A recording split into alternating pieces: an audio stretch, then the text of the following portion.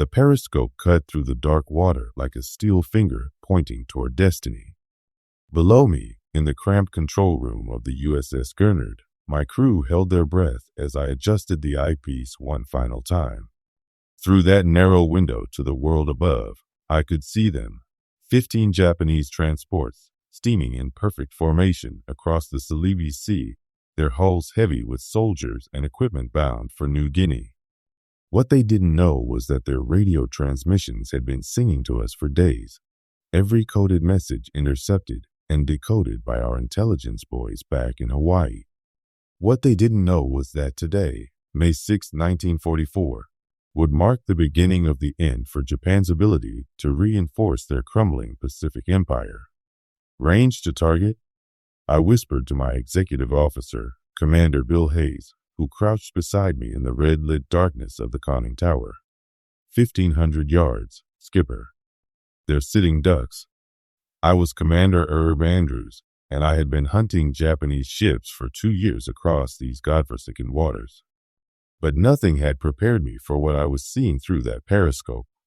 The Take Ichi convoy, codenamed Bamboo No. 1 by the Japanese, was the largest troop transport operation they had attempted since the war began. Intelligence estimates put the count at over 12,000 soldiers from 2 veteran divisions, the 32nd and 35th, both battle-hardened from years of fighting in China. These weren't green recruits. These were the cream of the Japanese army, desperately needed to shore up their defenses in New Guinea and the Philippines. The convoy had already suffered one devastating blow. 9 days earlier, the USS Jack had intercepted them off the coast of Luzon, sending the transport Yoshida Maru No. 1 to the bottom with 3,000 soldiers trapped inside. The ship had gone down so fast that not a single man had survived, but the Japanese had pressed on, driven by the knowledge that without these reinforcements, their entire defensive strategy in the Southwest Pacific would collapse. Now they were mine. "Torpedoes armed and ready, sir," reported my weapons officer, Lieutenant Commander Frank Morrison. Tubes 1 through 6 loaded with Mark 14s. I swept the periscope across the convoy's formation one more time, studying their defensive arrangement. The Japanese had learned hard lessons about submarine warfare. Admiral Sadamichi Kaioka, commanding from the mine layer Shirataka, had arranged his escorts in a protective screen around the transports. 3 destroyers, Asakaze, Shiratsuyu, and Fujinami, prowled their flanks like hunting wolves, their sonar pinging constantly through the water. Behind them came the prize, 8 massive transport ships, each one carrying hundreds of soldiers, artillery pieces, tanks, and supplies. "This is it, gentlemen," I announced to my crew over the intercom. "The intelligence boys have handed us the biggest Japanese convoy to cross these waters since Pearl Harbor. We're going to make them pay for every mile they've steamed." The afternoon sun was beginning to sink toward the horizon, casting long shadows across the water. I had been tracking this convoy for 4 hours, staying submerged to avoid detection by their aircraft. The Japanese were nervous. They had every right to be. Their radio traffic had been intercepted, their route plotted, their destination known. But they had no choice but to continue. Without these troops, General MacArthur's forces would sweep through western New Guinea like a typhoon. "Bearing mark," I called out, centering the crosshairs on the largest transport. "Range 1,200 yards. Angle on the bow, starboard 30. "Solution ready, sir," came the reply from the plotting table. I could see the Japanese sailors on the deck of the nearest transport, tiny figures going about their duties with no idea that death was stalking them from below. Many of them were probably kids, conscripted into service as Japan's manpower situation grew desperate. But the soldiers packed into those holds were different. These were the veterans who had terrorized China for years, the same men who had committed unspeakable atrocities in Nanking, Manila, and 100 other cities across Asia. Today, the Pacific Ocean would become their grave. "Fire 1, I commanded. The Gurnard shuddered as compressed air expelled the first torpedo from its tube. 21 feet of steel death, propelled by a steam engine at 46 knots, began its deadly journey toward the Japanese formation. Fire 2. Another shudder, another torpedo in the water. Fire 3. The pattern was set. 6 torpedoes, spread to cover the length of the convoy, each one programmed to detonate on contact with a ship's hull. In the torpedo room, my crew was already reloading, preparing for a second salvo if needed. All torpedoes running hot, straight, and normal, reported Morrison. Time to target 2 minutes 30 seconds. Those were the longest 2.5 minutes of my life. In the control room, every man stood frozen at his station, listening to the whisper off the torpedoes' screws as they raced toward their targets. Above us, the Japanese convoy continued its steady course, unaware that death was approaching at 46 knots. 30 seconds to impact, Morrison announced. I pressed my eye to the periscope, watching the Japanese ships through the magnified lens. A destroyer was turning toward us. Had they spotted our periscope? But it was too late. The torpedoes were already there. The first explosion lit up the afternoon sky like a miniature sun. The transport Aiden Maru, 5,825 tons of steel and human cargo, lifted bodily out of the water as the torpedo struck her amidships. The detonation tore through her hull, flooding her engine room and troop compartments in seconds. Through the periscope, I could see soldiers jumping into the water, their equipment dragging them down into the depths. Hit! I shouted to my crew. Direct hit on the first transport, but I wasn't finished. The second torpedo found its mark on the larger transport Taijima Maru, 6,995 tons, carrying an entire battalion of the 35th Division.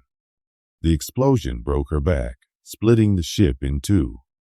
The forward section began sinking immediately, taking hundreds of soldiers with it. The stern section remained afloat for a few more minutes, allowing some men to escape, but not many. 2 hits, I called out. 2 transports sinking. The third torpedo had missed its intended target, but fate had other plans. The weapon continued its run and slammed into the cargo ship Tenshinzen Maru, 6,886 tons of supplies and ammunition bound for the Japanese garrison in New Guinea. The explosion was tremendous. The ship's magazine had been hit, and the secondary detonation sent a mushroom cloud of smoke and debris 500 feet into the air. Hayes exclaimed, staring through the other periscope. She's gone completely. The Japanese escorts were going wild now, their sonar pinging frantically as they tried to locate us. The destroyer Asakaze was charging toward our position, her bow waved white with foam as she worked up to attack speed. I could see the depth charges on her stern, ready to be rolled into the water. Take her down, I ordered. Emergency dive. All ahead full. The Gurnard nosed downward, her ballast tanks flooding as we sought the protection of the deep water. Above us, the destroyer's screws thrashed the surface as she passed over our position. Then came the depth charges, dozens of them, each one an underwater earthquake that shook our submarine like a toy. The lights flickered, gauges cracked, and men were thrown against the bulkheads. But our hull held. Depth charges. Morrison reported unnecessarily as another pattern exploded around us. I counted them as they fell. 20, 30, 50. The Japanese were throwing everything they had at us, desperate to avenge their losses. But the destroyer was moving too fast for her sonar to function properly, and her depth charges were falling wide of our position. Level off at 200 feet, I ordered. Rig for silent running. We waited in the darkness, listening to the sounds of destruction above. The Japanese escorts were racing back and forth, picking up survivors from the sinking transports. Through the hull, we could hear the groaning of metal as the damaged ships settled deeper into the water. Men were dying up there, thousands of them. The 32nd Division alone had lost over 1,000 soldiers in the attack, along with most of their artillery and equipment. After 2 hours, I brought the Gurnard back to periscope depth. The scene that greeted me was one of complete devastation. Two of the transports had sunk completely, leaving only oil slicks and debris floating on the surface. The third ship, Tenshinzen Maru, had disappeared entirely, blown to pieces by the magazine explosion. The surviving Japanese ships were scattered across the area, their crews working frantically to rescue soldiers from the water. "They're dead in the water," I reported to my crew. 3 transports down, thousands of Japanese soldiers with them.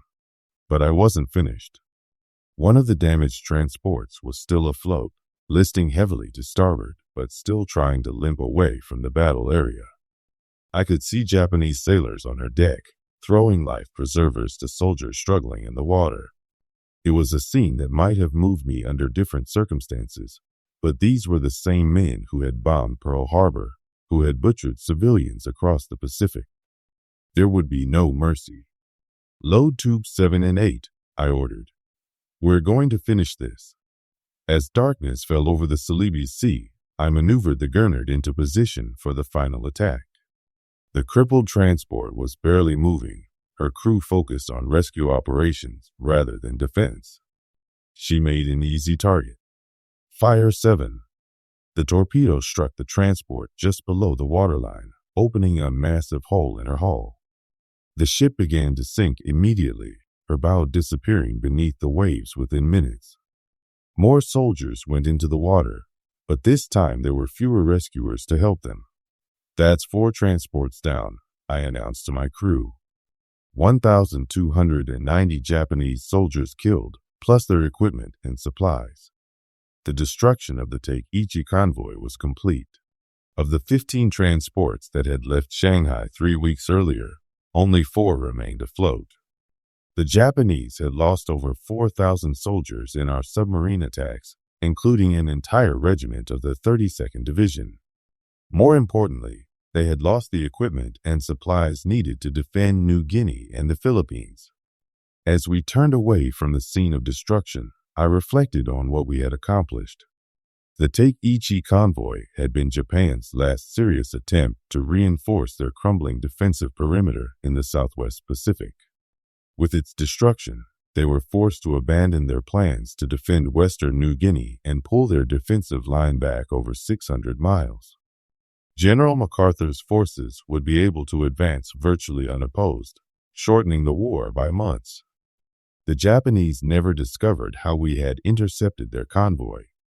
Their codes remained broken, their radio transmissions an open book to Allied intelligence. They blamed spies and traitors, never realizing that their own communications had betrayed them.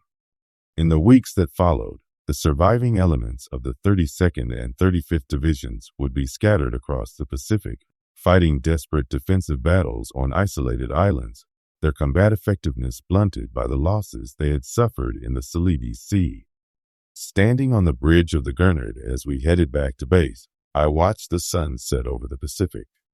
The war was far from over, but today had marked a turning point. The Japanese Navy's ability to move large formations of troops and supplies had been broken. Their merchant marine was in ruins, their escort forces decimated by 2 years of submarine warfare. The Take Ichi convoy had been their last roll of the dice, and we had Madgery came up snake eyes. In the distance, I could see smoke still rising from the battle area, marking the grave of 4,000 Japanese soldiers who would never see their homeland again. It was a grim business, this submarine warfare, but it was necessary. Every transport we sank meant fewer Japanese soldiers to fight against MacArthur's advancing forces. Every convoy we destroyed brought us one step closer to victory. The crew of the Gurnard had performed magnificently. In the space of a few hours, we had eliminated a significant portion of Japan's strategic reserve, disrupted their defensive plans, and forced them to abandon their outer perimeter. Our torpedoes had been straight and true, our tactics sound, our execution flawless. We had done our job, but as I stood there in the Pacific darkness, I couldn't help but think about the cost. War was a brutal business, and victory came with a price that was measured in human lives. The Japanese soldiers who died in the Celebes Sea were somebody's sons, somebody's brothers, somebody's fathers. They had fought for their country, just as we were fighting for ours. The difference was that we had the better submarines, the better intelligence, and the better luck. In the months that followed, the surviving elements of the Take Ichi convoy would be scattered across the Pacific, fighting desperate defensive battles on isolated islands. The 35th Division would see action at Biak and Zanzibar, but most of its men would be trapped on the Volgokop Peninsula, cut off from supply and reinforcement. The 32nd Division would be marooned on Halmahera, watching helplessly as American forces leapfrogged past them toward the Philippines. The destruction of the Take Ichi convoy marked the beginning of the end for Japan's ability to conduct major troop movements in the Pacific. Their merchant marine was in ruins, their escort forces decimated, their naval codes compromised. From this point forward, they would be forced to fight a purely defensive war, trading space for time as American forces advanced inexorably toward the home islands. For the crew of the USS Gurnard, it was another successful patrol in a long series of successful patrols. We had sunk 4 enemy transports, killed over 1,000 enemy soldiers, and disrupted a major Japanese military operation. In the submarine service, that was considered a good day's work. But I knew that this particular action would be remembered as something more than just another submarine attack. It was the moment when Japan's Pacific Empire began its final collapse. As we headed back to our base in Australia, I filed my report with the High Command. The Take Ichi convoy had been eliminated. The Japanese 32nd and 35th Divisions had been mauled beyond effective combat strength. The enemy's defensive plans for Western New Guinea had been disrupted. Mission accomplished. But in the quiet hours of the night, as the Gurnard cut through the dark waters of the Pacific, I found myself thinking about the larger implications of what we had done. The destruction of the Take Ichi convoy was more than just a tactical victory. It was a strategic turning point that would shorten the war and save thousands of American lives.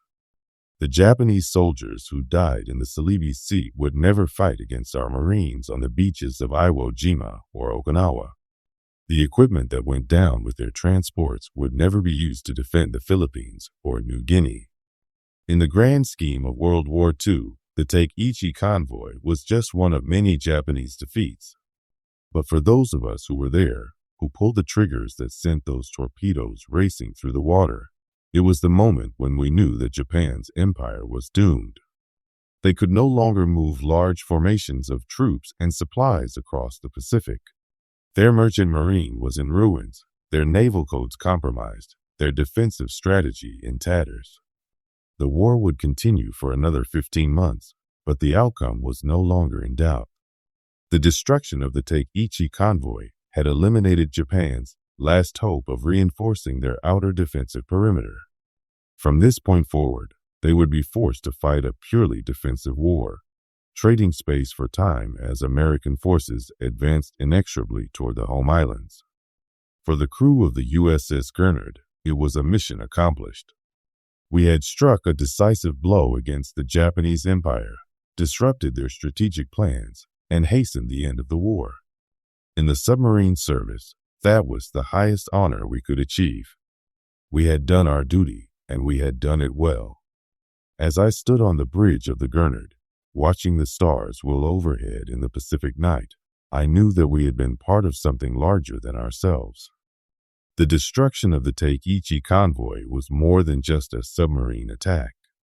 It was a turning point in the war, a moment when the tide turned decisively in favor of the Allies. The Japanese Empire's days were numbered, and we had helped to write the beginning of its end. The men who died in the Celebes Sea on May 6, 1944, would never know the role they played in hastening Japan's defeat. They went to their graves believing they were defending their homeland, fighting for their emperor, dying for their country. In a way, they were right, but they were also fighting for a cause that was already lost, dying for an empire that was already doomed. The Take Ichi convoy was Japan's last serious attempt to reinforce their crumbling defensive perimeter in the Southwest Pacific. With its destruction, the writing was on the wall for everyone to see.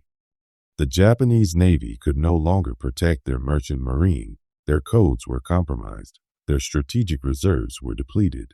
The war would continue, but the outcome was no longer in question. For the crew of the USS Gurnard, it was a job well done. We had sunk 4 enemy transports, killed over 1,000 enemy soldiers, and disrupted a major Japanese military operation. In the submarine service, that was considered a successful patrol. But I knew that this particular action would be remembered as something more. It was the moment when Japan's Pacific Empire began its final, irreversible collapse. As we sailed back to base, I reflected on the cost of victory. War was a brutal business, and triumph came with a price that was measured in human lives. The Japanese soldiers who died in the Celebes Sea were somebody's sons, somebody's brothers, somebody's fathers. They had fought bravely for their country, just as we were fighting for ours. The difference was that we had the better submarines, the better intelligence, and the better luck. But in the end, that was what mattered. The destruction of the Take Ichi convoy had shortened the war, saved American lives, and hastened the end of Japanese imperialism in the Pacific. It was a victory that would be remembered long after the last shot was fired and the last treaty was signed. We had done our duty, and we had done it well. The Pacific War still had 15 months to run, but the outcome was no longer in doubt. The destruction of the Take Ichi convoy had marked the beginning of the end for Japan's ability to conduct major military operations in the Pacific. Their merchant marine was in ruins, their naval codes compromised, their strategic reserves depleted. From this point forward, they would be forced to fight a purely defensive war, trading space for time as American forces advanced inexorably toward the home islands. For those of us who were there, who witnessed the destruction of the Take Ichi convoy, it was a moment we would never forget. We had struck a decisive blow against the Japanese Empire, disrupted their strategic plans, and hastened the end of the war. It was a victory that came at a terrible cost, but it was a victory nonetheless. As the USS Gurnard disappeared into the darkness of the Pacific night, she carried with her the knowledge that she had played a crucial role in one of the most decisive submarine actions of World War II. The Take Ichi convoy was dead, taking with it Japan's last hope of reinforcing their crumbling defensive perimeter. The war was far from over, but the tide had turned decisively in favor of the Allies. The men who died in the Celebes Sea on May 6, 1944, would be remembered as casualties of war, victims of a conflict that had consumed the entire Pacific.